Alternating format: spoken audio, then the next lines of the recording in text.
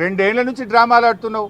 Already నువ్వు గతంలో నా మీద ఫోన్ ట్యాపింగ్ కేసు పెడితే హైకోర్టు కొట్టేసింది, సుప్రీంకోర్టు కూడా కొట్టేసింది. నీ చెంప చెల్లుమనే విధంగా తీర్పు ఇచ్చింది. నువ్వు పెద్ద పెద్ద అడ్వకేట్లను, రాష్ట్ర ప్రభుత్వ డబ్బులను, కోట్లాది రూపాయల డబ్బులు ఖర్చు పెట్టి పెద్ద పెద్ద న్యాయవాదులను పెట్టినావు నా మీద. ఎంత పెద్ద న్యాయవాదులను పెట్టినా న్యాయం నా వైపు ఉంది కనుక, మేము తప్పు చేయలేదు కనుక, ధర్మం మా వైపు ఉంది కనుక హైకోర్టులోకి మేము గెలిచాం. సుప్రీంకోర్టు కూడా నీ చెంప చెల్లుమనే విధంగా నువ్వు స్పెషల్ లీవ్ పిటిషన్ వేస్తే కూడా కొట్టివేసింది. న్యాయం నిలబడ్డది, ధర్మం నిలబడ్డది.